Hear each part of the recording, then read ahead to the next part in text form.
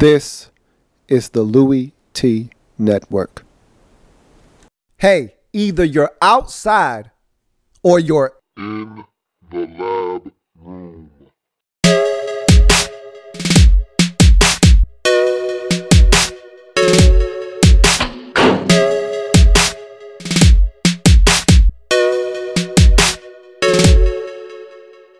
Draft zone. Who else could it be? But me, your man, Louie T. Welcome. You are in the lab room. Of course, I'm your host, Luke. Thank you for joining me.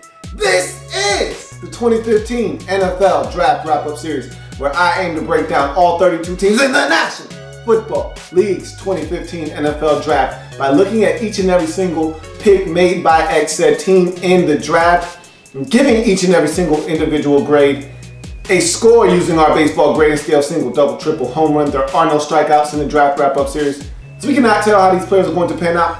I don't want to discount any of these players before they get their chance in the National Football League. And so, we get an aggregate score by tallying up all those individual grades, adding and applying bonuses when necessary, dividing by the number of picks, and voila, we end up with a final score for that team's draft. Move on to the next team in the process, picked by you. That's right, you, the viewer at home. This is the up format, the you pick format. You guys at home are in total control over who is next in the process. Just simply be the first to leave a post in the comment section stating two things: the team you'd like to see next, and the phrase next itself. So next and the team you'd like to see next, I don't care how you phrase it, just have to be first and have those two components in your comment. We're getting close to the end, and like I've said this numerous times, coming down the stretch, you're going to have people who don't remember who's already been done. Just be very, very diligent in your pursuit of getting your teams up left. It's about pride now. We're coming to the point now where it's all about pride. It's all about not being the last team done, okay? We're down to our last 6 or 7 teams now in the process. Don't be last. That's all it comes down to. Don't be last. And so we'll see how this all shakes out. But today we're talking about a team that I feel like is on the cusp of making the postseason. They're ready. I look at this team and they're ready to end the NFL's longest postseason drought. Haven't been to the postseason since 1999. No, the Bills don't want to party like it's 1999 anymore. They actually want to make the postseason in the new millennium. And the last time they were in the postseason, we know about how their season ended, the Music City Miracle. They're trying to erase all of that from their memory banks. And the way to do that is to create new memories in the postseason. Haven't been able to do that. And a large part of the reason why, no stability at the quarterback position, which still scares me because I look at this team, I look at their situation with their new head coach in Rex Ryan, I look at this defense, it's ready to go, it's ready to rock and roll. This is a playoff defense right now. I look at the offensive side of the football and there's still a lot of questions, mainly surrounding that quarterback position because of what they did last year in the draft. And not to say that they were going to be able to get one had they still held on to their first round pick, but last year's draft and going out and essentially spending 2 first-round picks on their wide receiver out of Clemson, Sammy Watkins, last year in the first round, essentially meant that they weren't going to get a quarterback in the draft this year. Especially if you're looking for a franchise quarterback, you don't want to start digging in the 2nd, 3rd, 4th round for that guy, unless you're a team like the Raiders last year who owned a top 5 pick. So that 2nd round pick was essentially an extension of the 1st round, and you knew you were going to get something really good. And last year's quarterback crop was a little bit deeper, a lot deeper actually, than this year's crop. So I don't feel bad about the Bills not having a 1st round pick because they needed a quarterback, and that's what they would have looked to spend their 1st round pick on this year probably. But they weren't going to get anything probably where they would have been slotted to pick anyhow. But anyway, I'm a big fan of holding on to my 1st round picks, my 2nd round picks, my 3rd round picks.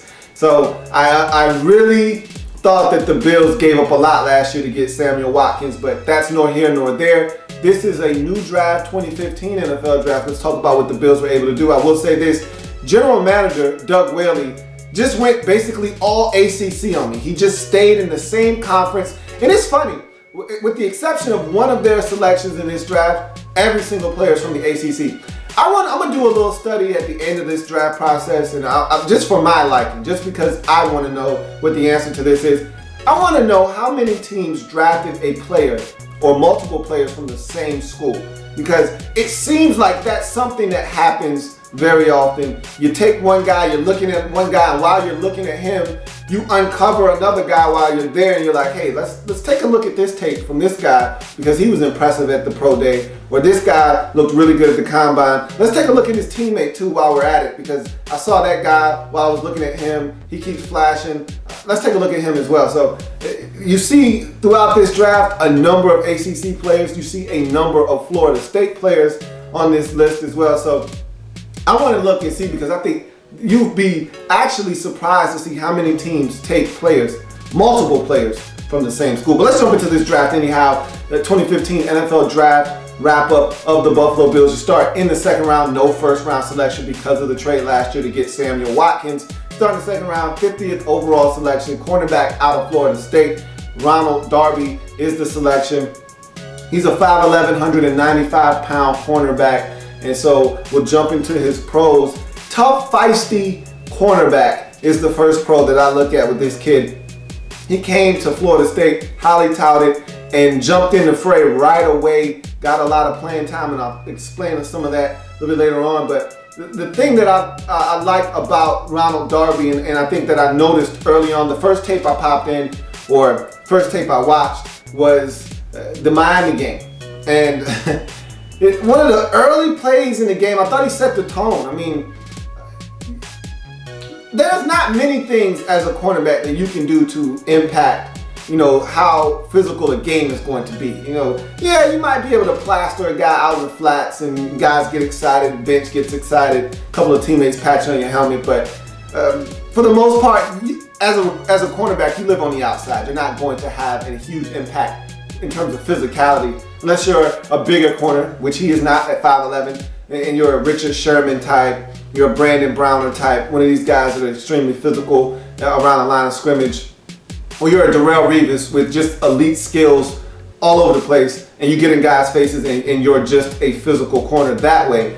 But that's not what Ronald Darby is. But to see how feisty he is as a 5'11" corner, the thing that jumped out of the screen at me early in that game against Miami was he stood Eric Flowers up. Again, first round pick, Eric Flowers went 9th overall to the Giants. We're talking about a mammoth man, 6'6", you know, 320 pounds or so. And Ronald Darby, 5'11", 195, goes up to Eric Flowers and stands him up in the run game. Literally stands him up at the point of attack.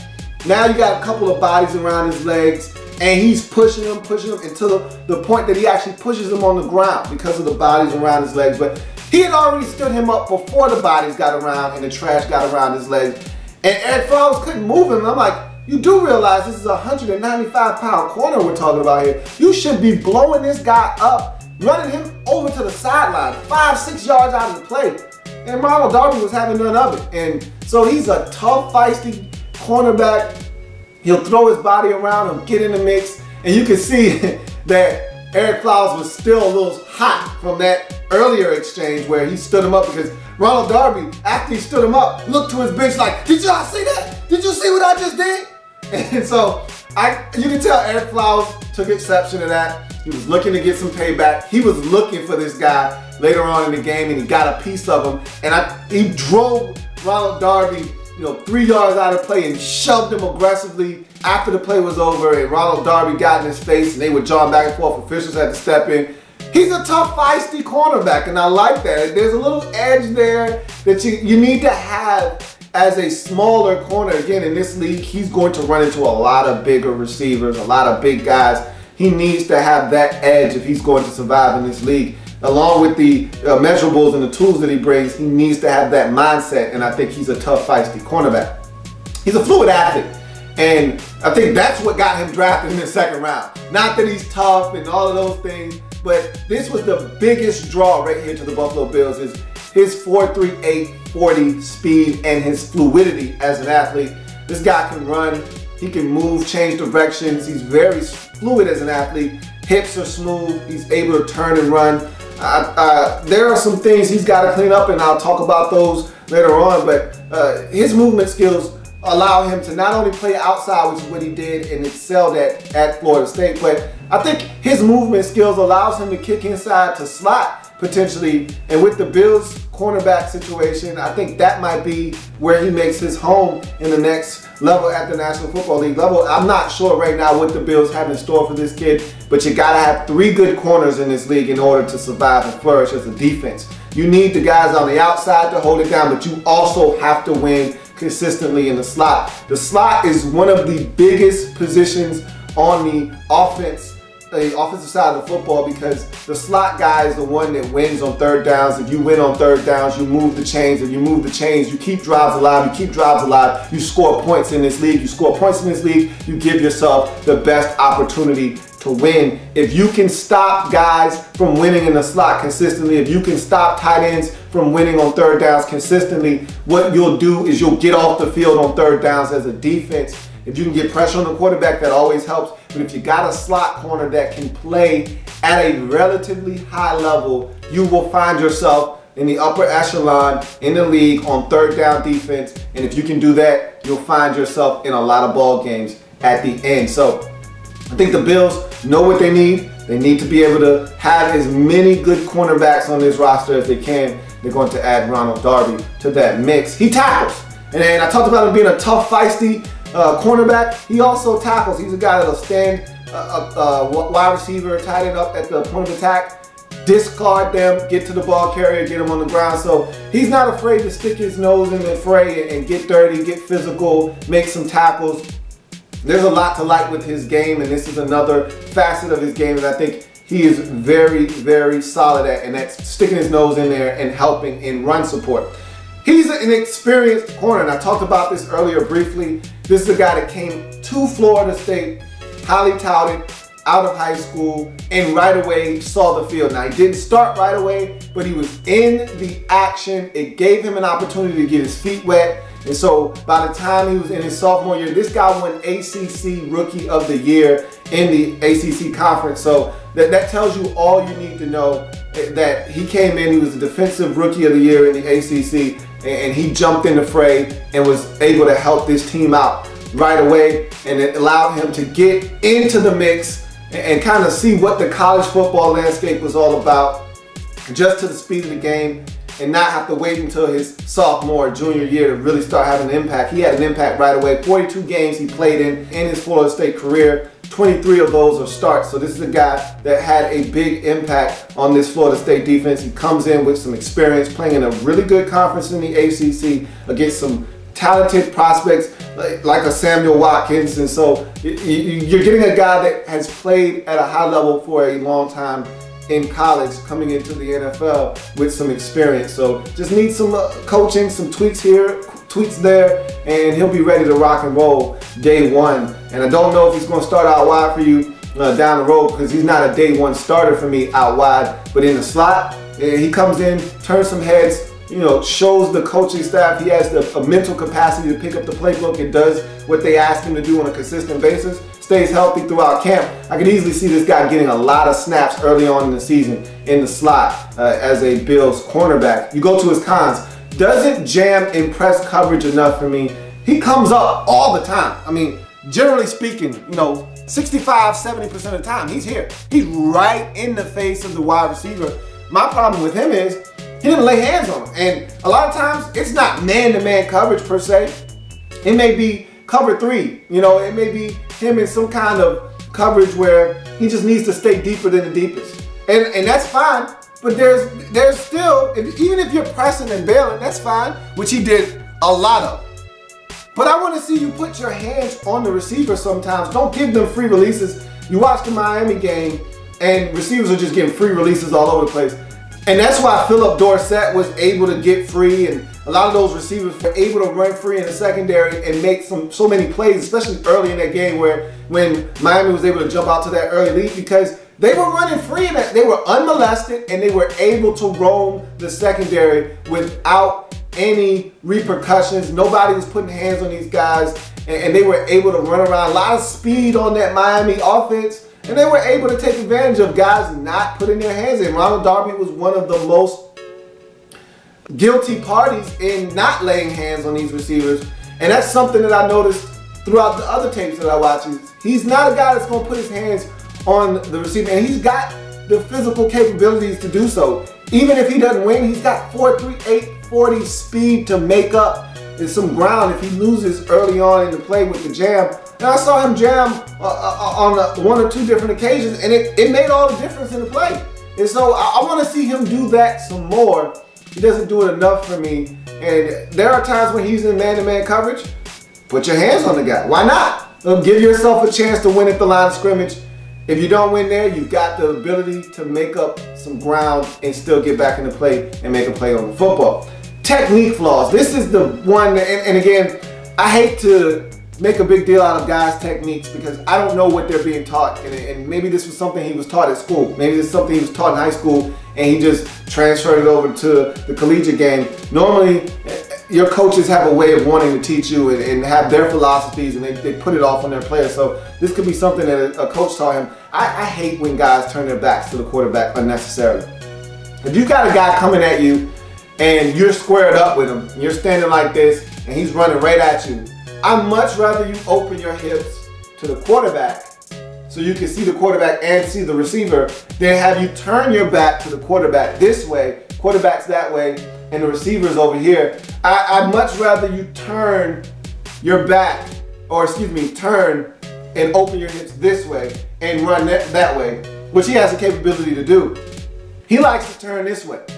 And there are a number of times where I've actually seen him squat on routes like this, and he would guess right, but what happens when you're wrong? And he was wrong on a number of plays, one against Philip Dorsett early in that game, where he turns his back completely to the quarterback. Philip Dorsett never gave him the indication that he was running a post or a corner route, excuse me. So it wasn't like it was a double move where it was a corner post where he faked the corner route, went to the post and left Ronald Darby over there at the bus stop. No, it wasn't that kind of situation. Ronald Darby just turned his back to the quarterback, and because he turned his back and Philip Dorsett was going to the post, now he goes from here to here and he's lost. Whereas if he would have just opened his hips this way, ran with the receiver, or just fully turned around and just ran with it like this. Don't turn halfway this way and run like this, because now you put yourself in a bad spot. I really don't like when cornerbacks turn their back to the quarterback because you have no idea what's going on at that point.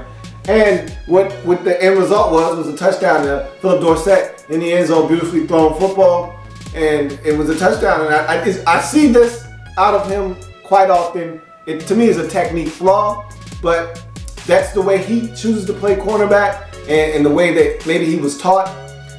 I personally don't subscribe to that, and I think he makes more mistakes because of the way that he plays. If they can clean that up and have him have better footwork. Right now, to me, his footwork and him flipping his hips, there's too much wasted motion. When you waste motion, when you waste a step or two, when you got guys that can run like a Philip Dorsett in front of you, they're going to leave you, they're going to uncover you, and they're going to get open and catch touchdowns. And that's what happened to him in that game early on. Guys were getting open, especially Philip Dorsett, and it was because he was wasting a lot of motion. I think that comes strictly from some technique flaws. Make more plays. 2 interceptions in his career. I talked about 42 games played, 23 of those starts. Only 2 interceptions. Make more plays. If you're Ronald Darby, that's the one thing I challenge him to do at the next level. Make more plays. Get your hands on football. Strip the football out of guys' hands. Do more things to impact the game. Doesn't really do that right now in my estimation. He's just got all the talent you're looking for, but he doesn't impact the game. Quarterback comes your way, make a play. Make the quarterback pay. Why should I not throw at you? What's the reason? Give me a reason not to throw at you. He hasn't done that yet to me. And so even if I make a mistake in your general vicinity, I get another opportunity. I get another chance to make it right. So right now, he's not a big enough playmaker for me. Make more plays. I challenge him to do that at the next level. But in the second round, 50th overall selection, defensive back out of Florida State, Ronald Darby for me is a triple. Solid pick to start off this draft for the Buffalo Bills. Gives them some flexibility at the cornerback position. And in this league, I just mentioned it earlier, gotta have as many good corners as possible, but you definitely need to have 3 right off the bat. and Ronald Darby coming in the mix is going to help the Bills have enough cornerbacks to start stopping teams from being able to attack them through the air. We know the Bills can get pressure on the quarterback with the best of them. You need to have some defense in that back half as well when the pressure doesn't hit home. Ronald Darby going to help them secure that in the second round. You go to the third round, 81st overall selection, offensive guard out of Louisville. John Miller is the pick. 6'2", 303-pound offensive guard. You rarely see that type of size being drafted this early in the NFL draft. Only 6'2", so we'll talk about that a little bit later on. But because he's that size, low center of gravity is the next pro. And a lot of times, the lower man wins in the trenches. We always talk about that when we're down by the goal lines, 4th and 1 situations. Lowest man wins, and low center of gravity generally wins in the National Football League because the lower man has the advantage of leverage and is able to get up under the pads of the other player and drive them back, or at least be able to sustain the block. So his low center of gravity actually turns out to be a pro for him. And if you use it correctly, and if you're able to be stout enough, because being smaller sometimes can have its disadvantages, and I'll talk about that a little bit later on, but this is a situation where being a little bit smaller can help you out if you know how to use your size to your advantage. Gets to the second level. He's not the greatest athlete in the world, but he's good enough. You know, generally speaking, I hear about 6'2", 303. I'm looking for supreme athletes like the kid out of Georgia Tech that the Patriots drafted at center. Smaller guy, around 6'1" or so, close to 6'2", or excuse me, close to 6'1". He's actually 6 feet and some change. Close to 6'1", right around 300 pounds. Tremendous athlete as a center. I feel like he might even be able to get away with guard, but I think he's a hell of a center prospect that the Patriots took out of Georgia Tech. He's a smaller guy, just a terror in the run game because of his athleticism, ability to kick out, get to the second level, get up the field, and set a mean presence in the run game, uses angles beautifully. That's what I feel like John Miller should be, but he's not that guy. He's not an athletic marvel, but he does get to the second level. He is athletic enough, he is functionally mobile enough to get to the second level and wall off defenders and do his job, so he can get to the second level. They did pull him at Louisville. They moved him around. He played both left and right guard at Louisville in the same game often, so he's a guy that moved around along the offensive line. Feel like he can get to the second level. He sustains his blocks, and that's big for me along the offensive line. You can win initially off the snap, but if you don't hold your block and keep the guy that you're blocking from getting into play, then all you've done on that play has gone for naught, because your player has still managed to impact that play, whether it's a tackle, whether it's slowing up the ball carrier until the cavalry arrives. You need to sustain your block to allow the ball carrier to get where he's trying to go. Good technique and angles. When you're 6'2", 303 pounds, you better use good technique and angles. You have to. It's not optional, okay? It's not optional. It's a necessity. You have to do that because you're lacking in the girth. You're lacking in the sheer size. In some cases, you're at a disadvantage physicality-wise. You're going to have to use good sound technique and angles to wall off defenders and win. And John Miller made a habit at Louisville of doing exactly that, and that's why he's here as a third-round selection for this Buffalo Bills team. Durability, 47 career starts for John Miller at Louisville. He jumped right into the fray, much like Ronald Darby, and was impactful in his freshman year. No redshirting here. This guy jumped right into the mix and was a starter. Now, unlike Darby, who didn't start in his freshman season, John Miller started from the jump, from the get-go, started in 11 games. I think he missed 2 or 3 games with a slight injury in that season, and then for the rest of his time at Louisville, the guy was relatively healthy and was productive and started just about every game. So you're talking about a guy that made 47 career starts at Louisville, jumped in, was a solid player right away, and was that way for his career, very consistent, and you knew he was going to suit up each and every Saturday for the Louisville Cardinals. So you're getting a guy with durability. Cons, limited size and arm length, okay? So with that size deficiency comes shorter arms, and to me that's what you notice sometimes on tape. I'll give you an example. They're playing against Florida State, and John Miller, I actually saw him win quite a bit in that game, which was impressive. I saw him take Eddie Goldman and move Eddie Goldman off the spot, and rarely, watching Eddie Goldman tape, you rarely see Eddie Goldman be moved off the spot. This wasn't a double team. Generally speaking, when you see a guard moving someone, a lot of times he's getting help from the center. This wasn't a situation where Eddie Goldman was being double teamed and that's how he was moved off the spot. John Miller actually physically moved Eddie Goldman 2 yards to his left and sealed him out of the play, opened up a running lane for the back, Dyer, and allowed him to get up the field. It was actually very impressive, and I was quite surprised because I watched the Eddie Goldman tape earlier on in the process, and I felt like this guy was hard to move unless you were double teaming him, and he was able to move it out. What play was that? What snap was that in that series? Much like most of these defensive tackles, if that's snap 9 of a drive, that guy's dead tired, and he's going to be easier to handle at that point. I don't know what it was, but John Miller had been on the field for the same number of snaps, and he was able to move Eddie Goldman. I knew that much. But in that same game, I saw the Raiders' second-round selection just manhandling. All right, stood him up at the point of attack, and what he was able to do was he was able to take him, use his arms, extend them, and John Miller was like a younger brother who, you know, the older brother's got his hand on his head, on his younger brother's head, and he's like this, and he can't reach him. He extended his arms. John Miller was basically rendered helpless. And as soon as the ball carrier came, he literally took John Miller, pitched him on the ground, okay? And that's what Edwards Jr. did to him, threw him on the ground and made the tackle. Literally made that play, and that can happen to John Miller. I expect things like that to happen to him at the next level unless he gets into the body of the defender early. He's got to do his work early if he's going to win at the next level, because guys are going to be much stronger, much longer, and him being 6'2", 303 pounds could be an issue if he allows it to be. If he does his work early, uses those angles, is able to get into guys' bodies quicker, he'll be fine, because he made a living doing that at Louisville. But again, when you get to the next level, the athletes are going to look a lot like Edwards Jr. at the next level. You're going to see guys like that more often than you will the other type of players that you were able to dominate at Louisville.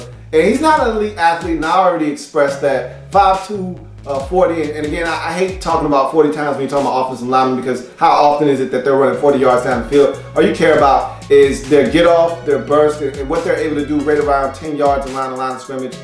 He's not an elite offensive lineman. He's not going to be a guy that's going to get out there and run 15 yards down the field on the screen, but he gets the job done. He's not an elite athlete though, and so he can be a guy that is pulling but doesn't get there fast enough, or the back is having to be slowed up because he's waiting on him, and he might eventually just take off and leave him. He's one of those type of players. He's not going to be a guy that's going to get out there and be the lead blocker, you know, 12 yards down the field, and the running back's kind of holding him and allowing him to be his escort down the field. That's not who John Miller is. But in the third round, 81st overall selection, offensive guard out of Louisville, John Miller for me is a double. I think he brings a lot of intangibles to the table. I think he can't get it done. He's going to compete right away for an opportunity to start along this Bills offensive line at guard. The question I have is, will the size be an issue? That's the question I have. A lot of long defenders. I mean, just looking at the Jets, I mean, those interior defenders on that Jets football team scare me with John Miller, because they're aggressive, they're long, they're physical, they're fast, very elite athletes along that defensive line. Can he win consistently against guys like that? We shall see.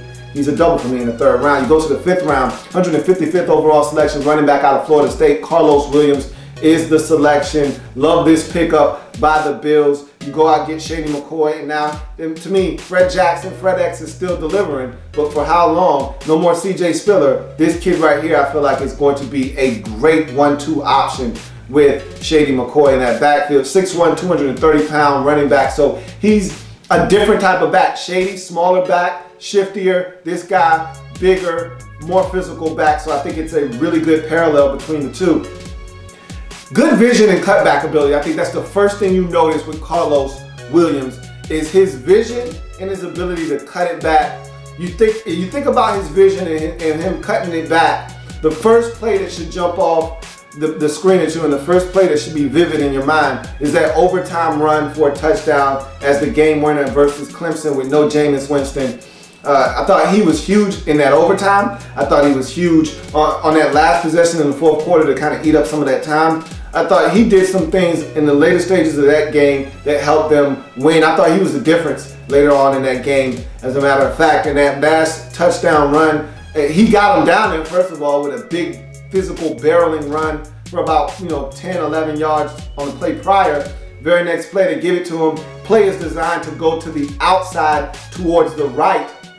He sees a huge cutback lane, sees that the wide receiver is able to seal off his guy, so he stops, cuts it back, and in one fluid motion. And the thing that he does so well is the next pro. We'll go ahead and lump these two in. Tremendous burst and acceleration. It didn't take him long to get into fifth gear. All right, he's one of those guys, 0 to 60 real quick. Okay, so he stops, cuts it back against the grain, and next thing you know, he's at top speed already. He was able to turn it on and get to the outside and get in the end zone, win the football game for them against Clemson. He did a similar thing against NC State. Remember, NC State jumped on Florida State early on in that ball game. They were up big, and Florida State was on the road that time. They weren't at home like they were against Clemson. And what he was able to do late in that game, they were up, they battled back, and they were up 8. Late stages of the game, similar play, similar outcome. He's supposed to be going to the right, sees an opportunity to cut it back to the left. He does. It was able to sift his way through traffic, turn on the burners, get in the end zone, game over, and everybody drive home safely. So he has the ability to change directions, and it's very fluid. He doesn't waste a lot of motion, and he can get to top speed in a hurry.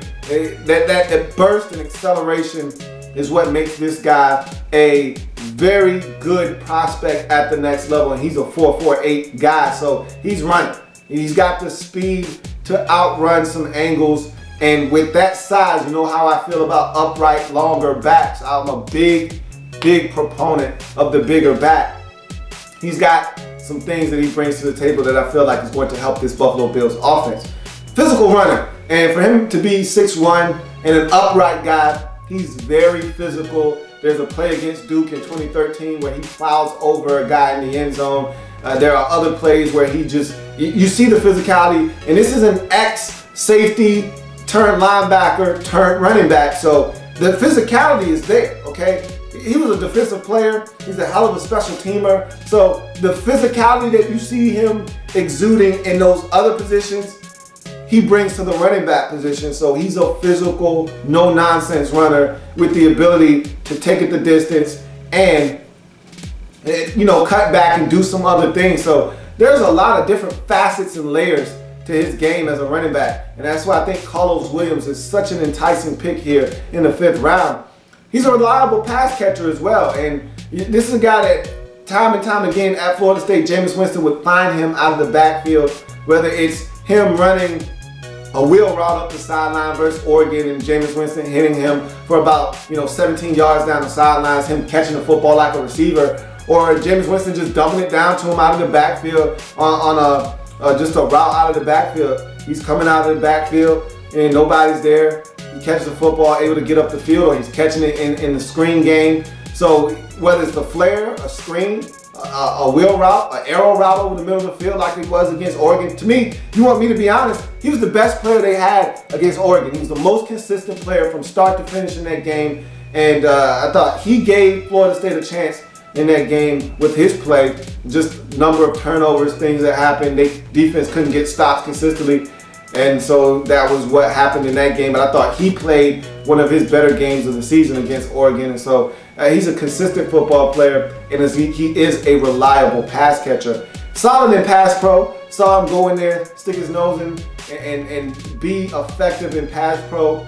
Not afraid to put his body on the line and throw a shoulder out there and stonewall guys. So I feel comfortable with this guy being on the field on 3rd downs right away. And so, again, another level of that physicality that I spoke of coming from the defensive side of football. He's not afraid to get physical. And that's what you see with a lot of backs, especially the ones coming into the league early on. They're afraid to get physical. They don't want to mix it up with a 235, 40-pound linebacker that's blitzing up the A-gap. they want to cut him. They don't want to go in and put a shoulder into him and give him a charge. They want to cut him. And that guy sees it coming, the linebacker jumps over him and gets to the quarterback. That's not what Carlos Williams is doing. Carlos Williams is coming in and he's letting you know he's all business. And so I think he's a solid protector in the pass game, which will allow him to hit the field early on in his career. Special teams value. This guy was a standout on special teams.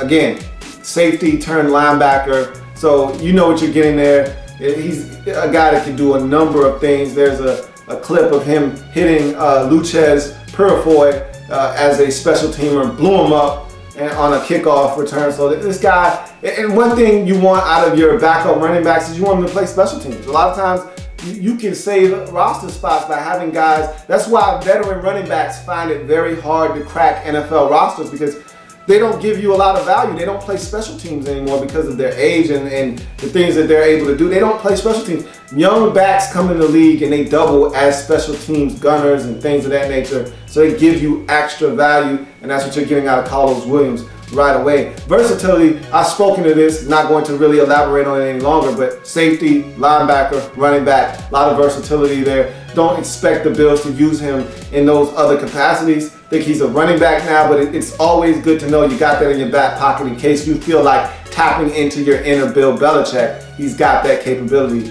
in his repertoire. You go to his cons. Sometimes he runs too upright.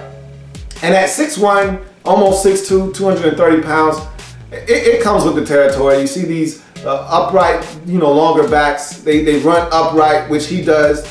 But, and I think he lowers his pad level enough. Sometimes I feel like he could get even lower. Don't think he's low enough. I didn't really feel like that was a big problem at the collegiate level, but at the next level, if you're upright and you're not covering that football up, guys will poke it out. They'll reach in the cookie jar and come on out with a cookie. And so you gotta make sure that you lower the pad level. You're not taking big shots just because you're a bigger back. Give yourself a chance to last in this league by not taking huge shots. Bigger backs tend to take bigger shots because they're upright runners. Hopefully he's able to keep the pad level low. He's a physical guy in nature, but because he was a defensive player early on, but I want to see him make sure that he runs behind his pads and isn't as upright as a ball carrier. He doesn't break the last tackle. That's my last con with him. There are a lot of times where he makes some plays initially at the line of scrimmage, whether it's through great vision and feet or a cutback or him just breaking a tackle or just great blocking in general, and he gets into the clear, gets into the open space and open field, and it's one defender to beat. And I'm like, man, you gotta win. You gotta break that last tackle. Too many times on tape, he breaks into the clear and he's tripped up by that last defender, barely. Shoestring tackle down at the 2-yard line. Get in the end zone, man. Find a way to will your way into the end zone. Whether you gotta dive, you're stumbling, somebody's got a piece of the ankle and you gotta dive and extend the football out. Do it. Whatever you gotta do. Find a way to win and get to the end zone. There's a run against NC State where he finds a way to clear the outside, get down the sideline. It's a beautiful run by Carlos Williams, and he's running down the sidelines, and the last man to beat gets a piece of the ankle, trips him up, he skips, tries to stay on his feet, can't do it, falls down. I want to see that turn into a touchdown, okay? I want him to find the end zone more consistently, but this is a really good football player. His first touch on the offensive side of football went for like a 62-yard touchdown versus Nevada. He's that type of football player, and I think he can be at the next level. He possesses all the things you're looking for in a change of pace back, and I think he's going to be a great complement to Shady down the road. In the 5th round, 155th overall selection, running back out of Florida State. Carlos Williams for me is a triple. I'm enamored with what he brings to the table, and I feel like he has the type of personality that's going to endear himself to Rex Ryan. We know Rex loves to ground and pound. He loves tough football players, but you're staring at one in Carlos Williams. 6th round, 188th overall selection, outside linebacker out of Clemson, Tony Stewart. Do you see where the theme right now? Ronald Darby, Florida State, ACC. Offensive guard, Louisville, John Miller, ACC. Carlos Williams, Florida State, ACC. Outside linebacker out of Clemson, Tony Stewart, ACC. 6 feet, 235-pound linebacker. good quickness and solid speed is his first pro.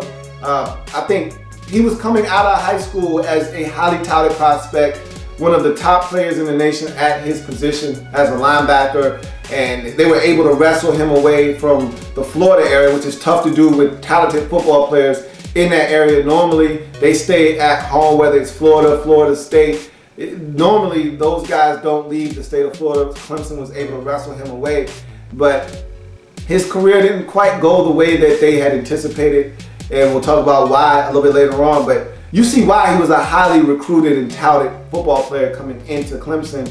The quickness is there, the speed.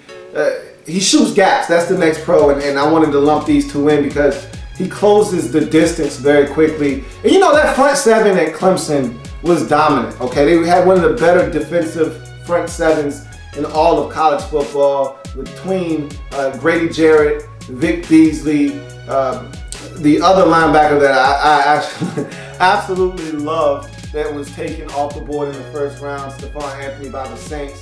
This kid here, a lot of athletes in that front seven, able to help them build one of the better defensive fronts in all of college football. And so this is a kid here that was under the radar, got his chance to start for the first time in 2014, made the best out of that situation, and was a really solid player for them. And you can see when he was at his best, he was attacking the line of scrimmage, shooting gaps. Had over 10 tackles for loss on the season, and his most productive season by far in 2014. And it's when he attacks the line of scrimmage, is aggressive, and can find a crease. If he finds a crease, look out, this guy's gonna make a play. If he can't, a lot of times he gets blocked, he's a non-factor in the play. But when he finds a crease and he's unblocked, and I know you can say that for just about any linebacker, but some linebackers aren't as explosive and aren't as aggressive even when they're unblocked. This is one of those guys, you don't block him, he's going to be a problem at the next level. And so I think he shoots gaps, has quickness, has the ability to knife in the backfield. There was one play I'm watching him, I think it was against Syracuse. A lane opens up and he attacks the line of scrimmage, quarterback is rolling out, and he gets back there in a hurry, and it's his pressure on the quarterback that allows Stephon Anthony to go up and get a one-hand interception because the quarterback had to rush his throw because here comes Tony Stewart bearing down on him very quickly, a lot faster than he was expecting because he shot a gap, was unblocked, and he came and closed the distance very quickly. So that's what he brings to the table at a 4.64 40 with that kind of speed. Special teams value, and I think this is what's going to help him enter the league. If he's going to break and make this Buffalo Bills roster, is going to be on special teams, where he was a standout at Clemson for a number of years before he finally got his opportunity to start. He was a special teams standout, one of their best special teams players. That's what's going to make him make this roster. If he's going to find a way as a 6th round selection to crack this Buffalo Bills roster that is extremely talented, he's going to do it on special teams. That's going to have to be his calling card early on before he actually gets a chance to see the field. If he doesn't play great special teams, he will not make this football team. And so Tony Stewart should be focusing on being the best special teams player that he can be. Go to his cons. His career really wasn't what he had anticipated and hoped for.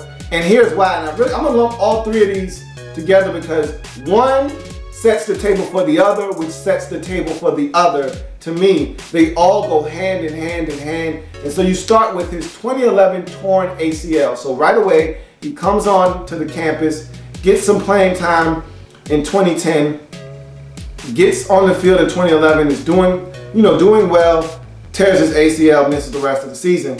And so because of that, you lose time getting on the field. You lose the experience that you were gaining in hopes of you actually landing a starting spot. Because of that torn ACL, now you're focused on rehabbing and not focused on getting better as a football player. So now you get limited playing time. Limited playing experience is the next con. Only 12 starts, and those 12 starts all came in 2014.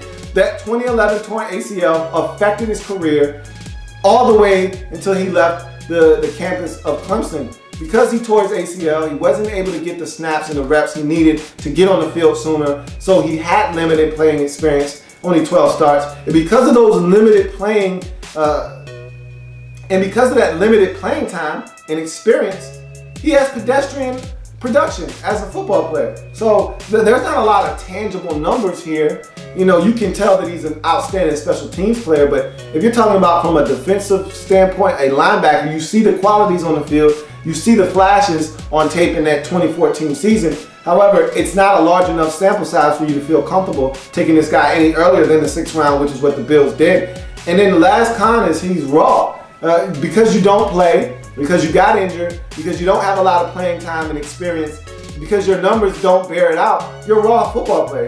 There are times on tape where there's a fake, and his responsibility may be the back on that play, but he takes himself out of the play. You know, there are times where sometimes he'll take false steps on plays, and it's just a situation of lack of experience. He'll take a couple of false steps, allow a guard to get onto his body, seal him to the outside, and next thing you know, there's a back coming right up that gap that he should have been filling. And so there's just a number of things you see from a guy, hesitation on plays where it's play action fake, he takes a couple of false steps up, and then he's looking around, all right, where am I supposed to be? What kind of depth should I have? Just things that you iron out when you've been on the field and you have the experience necessary to know what's going on.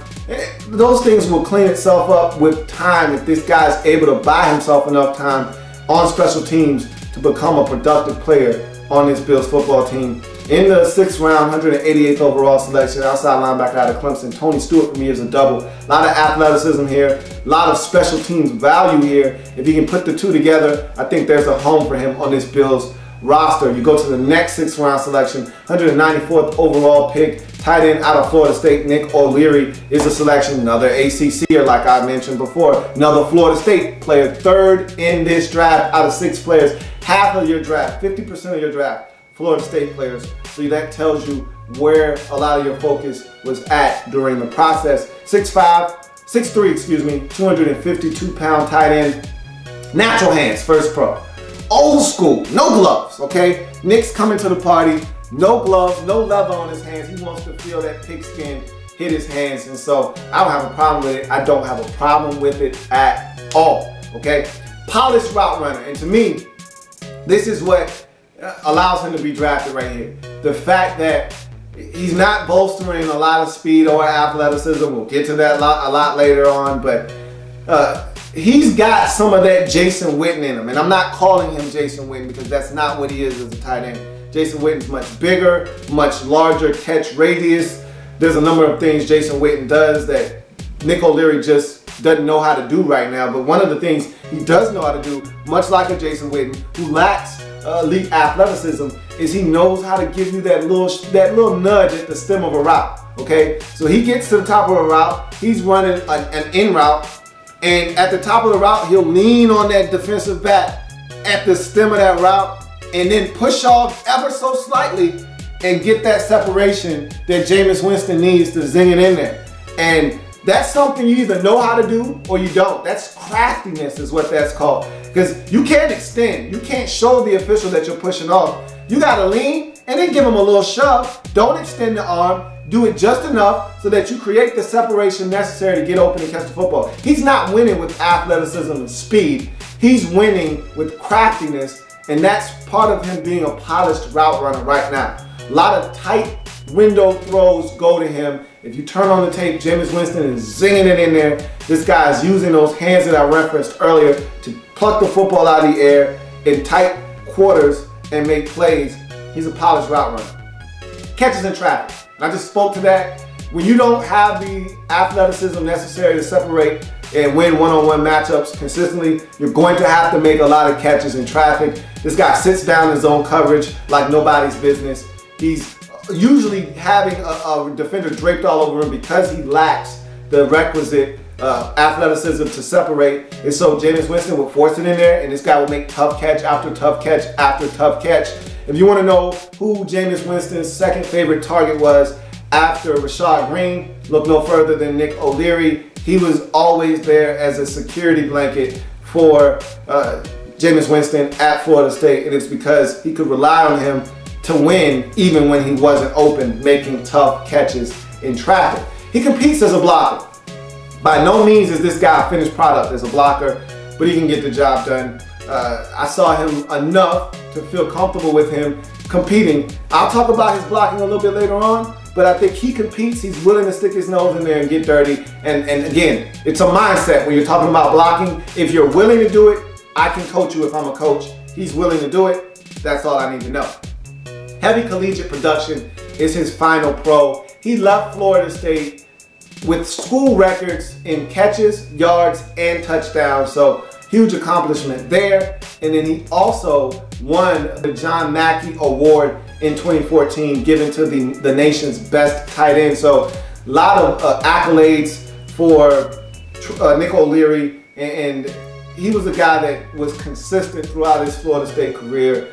And you saw him get better and better and better. You know what you're getting out of this kid, okay? There are no surprises here. He's not going to get to the league and all of a sudden become a different football player. You know what you're drafting. Either he's going to come in and do the same exact thing he did at Florida State, or he's not going to be good enough at the next level. One or the other. But you know what you're getting in Nick O'Leary. He's pre-assembled. You know what? There's no extra attachments in this package. You open up the box, and voila, that's Nick O'Leary right there. Whatever you see is what you get. You know what you're getting.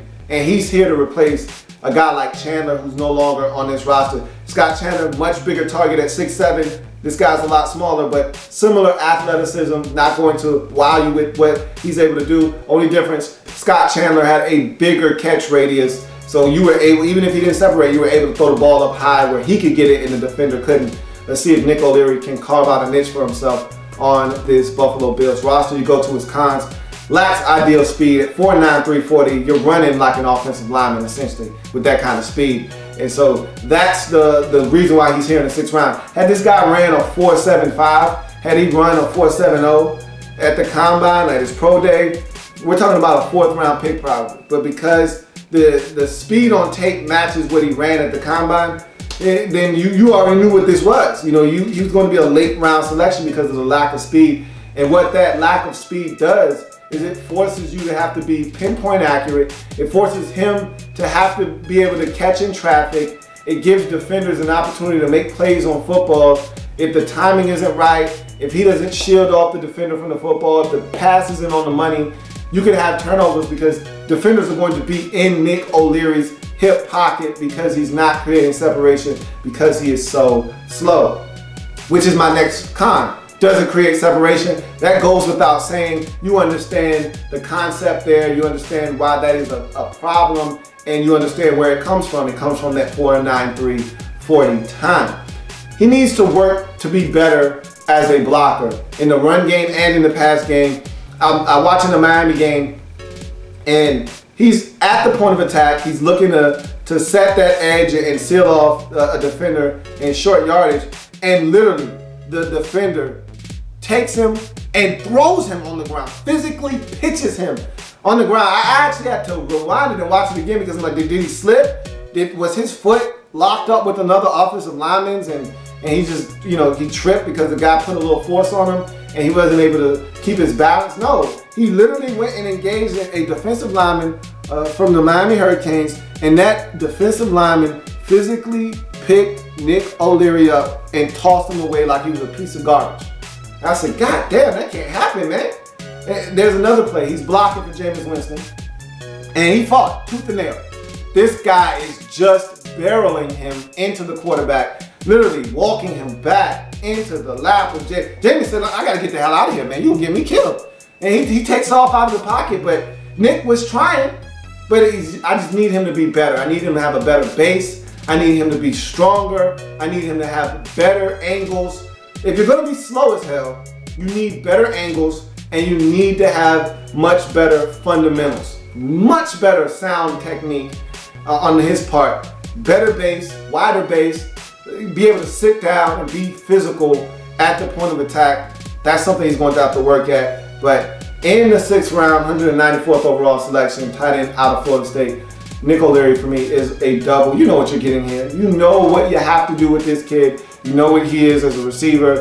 And if you're the Bills, you're probably comfortable with that. That's why you selected this kid in the 6th round. You're not looking to change who he is as a football player. Just looking to make some of the things that he does a little bit better and more polished. But this guy is exactly what you're getting in the 6th round. 7th round pick to round out this Bills draft, 234th overall selection, wide receiver out of Central Arkansas, Desmond Lewis is the selection. Big 6'4", 214-pound wide receiver is the first pro. Big man. You know who he reminds me of? When I look at him, look at his movements and the way he plucks the ball out of the air, the way his hands are huge and swallow up and engulf the football, he reminds me a lot of B. Marsh. I look at him, smaller school guy, he jumped on the NFL landscape as a big physically imposing receiver. I thought he dominated at the Senior Bowl, did Desmond Lewis. I thought when he had opportunities to play against teams that were in 1A Division I football, like a Colorado, like a Texas Tech, I thought he played some outstanding football. So I think he can play at the next level. I saw at the Senior Bowl him dominating competition and really looking like he belonged. He reminds me a lot of B. Marsh, just looking at him, just from a physical standpoint. 6'4", about 215 pounds. He looks a lot like B. Marsh right now. Large catch radius, and he can go up and get the football, which is the next pro. I'm gonna lump these two in together. Large catch radius, can elevate for the football. He can go up, climb the ladder, go get the football. He has a large catch radius. You can throw the football outside of his frame, and he has no problems whatsoever plucking it out of the air, which takes me to my next pro, huge hands. This guy has massive hands. I don't know what size they are. I didn't feel like I needed to go look them up. Just the eyeball test alone. I looked at his hands and how they engulf the football, and I'm like, man, you got huge mitts, my man. He's got meat cleavers. So these are, to me, a situation where you just need to get it close to him. If you get it close enough to him, he's going to make a play for you because he's got huge hands. He can go up. He can stretch. I already talked about him being able to have a large catch radius and extend outside of his frame for the football. They threw it up to him a lot at Central Arkansas, and he went up and got it. They threw him the ball a lot, and in situations where it's like, hey, just win. Honestly, it don't really give it. Just win, okay? You are better. You are bigger. You have bigger hands. Just win. You know, and they would just throw the ball, force him the football, and he would come through for him time after time after time. Good hands. Kind of goes with the huge hands thing, that whole concept. Guy has huge hands, and it allows him to not drop the football. So I think he's a reliable receiver. He has really good hands. Feel comfortable saying that. And his production climb is the last pro. Here's a guy that over the life of his career got better and better and better each and every single year at Central Arkansas, and it culminated in him having almost 1,000 yards in his senior season at Central Arkansas. And the catches went up each and every year except for one. He actually had less catches in 2013 than he did in 2012, but he had more yards, larger yards per catch, and more touchdowns. So again, the production climb was evident, and it's what you want to see from a collegiate athlete. You want to see him getting steadily better, steadily improving each and every single year, and having that last year culminate in his best work as a collegiate athlete, and that's exactly what you got out of Desmond Lewis at Central Arkansas. You go to his cons. He lacks breakaway speed, 4'5", 840 athlete here. I don't care about it. I always tell you the same exact thing when I talk about bigger wide receivers. I said the same thing about Vince Mailey coming out of Washington State. I said the same thing about Sterling Neal, a late round draft pick of the Jacksonville Jaguars. I don't care about you being slow when you're 6'2", when you're 6'3", when you're 6'4", when you're 6'5". I don't care about you being slow. It'd be nice if you were fast, but you're so big that you have advantages in other areas that will negate the fact that you're not fast. I don't have a problem with him being 4'5", 8 guy, and he still was running past some defenders at that speed as well. So even though he lacks breakaway speed, his size more than makes up for his inability to separate from defenders and have long distance speed. Level of competition. Look, he played at Central Arkansas in the Southland Conference in Division I AA. It is what it is. I'm not going to beat him up for that because, like I said, when I saw him against Division 1A competition, I thought he looked good. At the Senior Bowl, I thought he handled his business. He looked like he belonged. But you always got to ask the question when a guy makes the leap from Division I AA to, you know, the NFL, how are you going to adjust to the level of competition? I feel confident saying that this kid's going to be able to do it with no problems, but time will tell if he's able to assimilate to the speed, physicality, and just the better level of competition that he will see on a week in, week out basis at the NFL level. But at the end of the day, I'm really excited about this 7th round pick. And I'll say this, in the 7th round, I'm much more inclined to take a receiver. I'm much more inclined to take a wide receiver in the 7th round. And that's just me. And maybe it's my ex-wide receiver in me talking, and me being a guy that played wide receiver in high school and having a little bit of a thing for that position. I'm a sucker for wide receivers. And so maybe that's just me, but I feel like there's so many talented wide receivers out there that why not take a flyer on a guy? Especially like the Jags did with Sterling Neal, like the Bills are doing here, like the Titans are doing with Trey McBride. Why not? Why not take a wide receiver in the 7th round? What do you got to lose? If he works out, everybody's looking for their Marquise Colston. Everybody's looking for that 7th round gem. Nobody is talking about this guy. You uncover him, get a big target in the 7th round that can come in and help you for years to come. Everybody's looking for that guy. Why not? Why not throw a flyer out there on a big athletic wide receiver that played at a smaller school? Marquise Colston played at Hofstra. Why not throw a flyer at him in the 7th round? If he works out, great. Excellent. You just uncovered a hidden gem. If he doesn't, he's a 7th round pick. You move on. I'm all about it. That's what the Bills did here in the 7th round, 234th overall selection, wide receiver out of Central Arkansas. Desmond Lewis is the selection, and he is a double for me. I like this kid. I think he's going to make this Bills roster if he stays healthy and shows what I saw at the Senior Bowl and show what I saw on tape. He's going to make this roster because he gives the Bills something that they currently lack, and that is elite size at the wide receiver position. He's going to come in and help them change the game in the red zone, change the game in general. It's always good when you got a receiver that you can just throw the football up to and he can win. And they don't currently have that on their roster. Samuel Watkins is the closest thing you have to that, and he's 6'1". So this guy comes in 6'4", gives you some size. I like this pick, and I think he's going to make this Bills roster. So that's the Buffalo Bills 2015 NFL Draft in a nutshell. You look at what they were able to accomplish. 2 triples in the draft, along with 4 doubles. So with those 4 doubles comes 2 doubles bonuses. You tally up all of those points, you come up with an 18 for the Bills. 6 picks divided by 18. Boom. You got a 3.0 triple for this Bills football team in this draft. So this ACC heavy draft by Doug Whaley accomplishes a triple. Let's see if these guys are going to be able to go out and perform for the Bills and help them early on in their careers and help this Bills team who hasn't been in the playoffs. And I hate to keep beating a dead horse since 1999, but let's see if Rex Ryan can't come in and change the fortunes of this team. I still don't like your quarterback situation, but this is a talented team with a lot of defensive studs. Let's see if you can't get this Bills team into the postseason. That's going to do it for the Buffalo Bills in their 2015 NFL Draft wrap-up. If it happens in the National Football League, whether big or small, we cover it all here in the lab room. Come back and join me as I continue to break down everything and everything in the National Football League. Who's next?